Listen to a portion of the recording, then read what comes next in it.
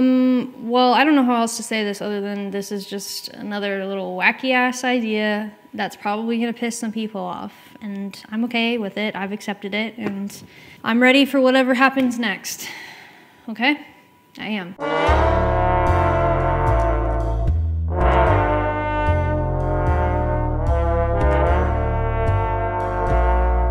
We had this little idea. Have you ever heard of a reverse aviation? Silly ass stuff, okay? But it was trending for a while. And somebody here in the room decided that it might be kind of a funny idea or fun to do a reverse old fashioned. So today we will be making a reverse old fashioned. This is an experiment. We have never made this before because we do not have the resources to be pouring 2 ounces of Engo all the time to experiment and figure out and present to you all a finished recipe. It's just not realistic. But we're gonna do it. We're gonna do it for you because you didn't ask for it, but you want it. You know you do.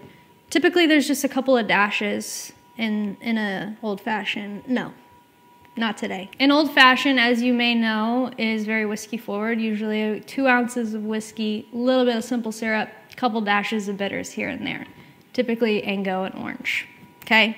Simple, easy stuff. We will be today doing 2 ounces of Angostura bitters and half an ounce of a 1-to-1 whiskey and sugar syrup. So to get us started here, I'm gonna make a 1-to-1 whiskey and turbinado sugar syrup.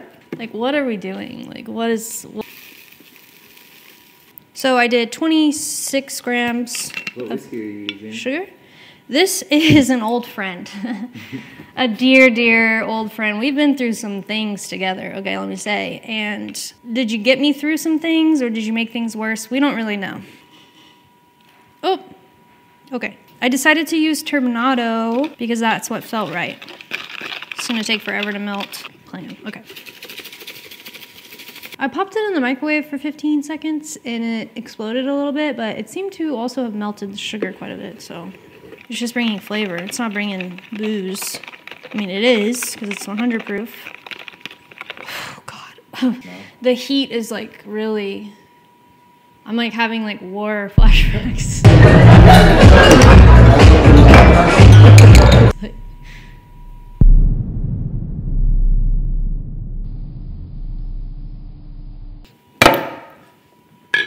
Cool.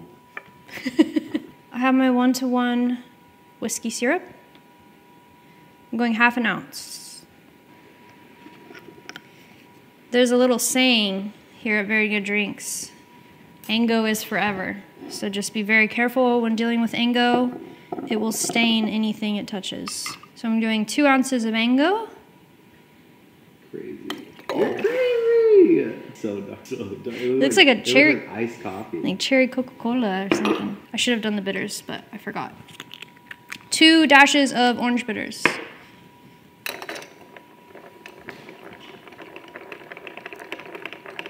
Gnarly, dude.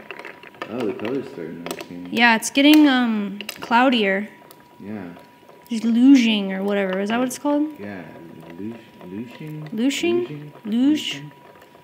Luging is when you like skied on a hill. I'm gonna taste this and see if I want to add citrus. Because I think traditionally, you know, an orange expression is acceptable, but I'm not so sure. I mean, there's nothing traditional about this. Blasphemy. I mean, it tastes like a chilled Angostura. You want to give it a taste, Jossie? Yes. Oh. I like it. I think you could do orange and lemon. What? There's not a lot going on here.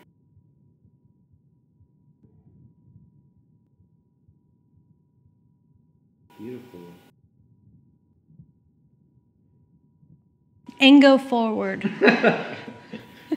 I happen to very much enjoy the taste of Angostura. I'm not a huge bitter kind of person. Typically, I'm not into the bitter stuff, but I really do like Engo, and so this I find pretty enjoyable. It's a nice way to really enjoy all of those like baking spices, all the complexity that Angostura has to offer. Do I think you should make this?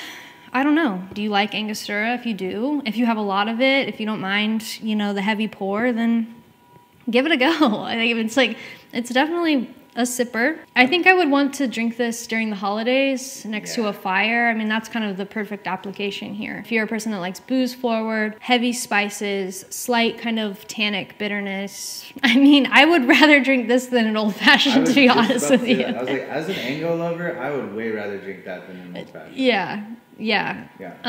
Which is kind of scary. You know, that's a little bit scary to me. But you know, we talk about how expensive Angostura is.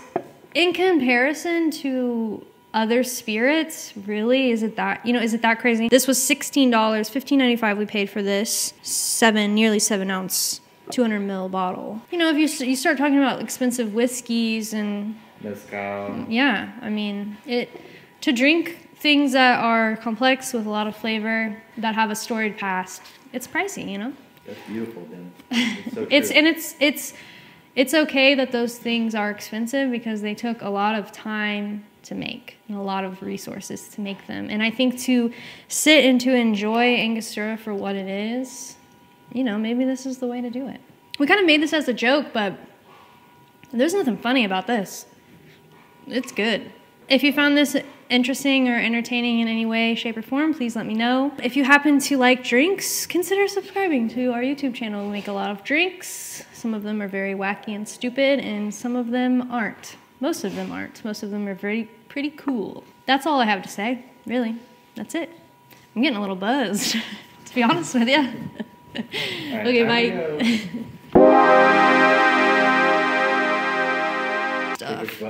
Jacob's Bottle. Oh my God, I forgot. At the last bar that I worked at, we had a basement. We had basement storage. That's where we stored everything, all the booze and what have you. And there was graffiti in the basement. It was like an unfinished basement. And somebody put like Jacob and an asterisk. And so we just started calling it Jacob's Bottle. It's so funny because we used to like use it in conversation all the time. Just like, oh yeah, it's in Jacob's Bottle.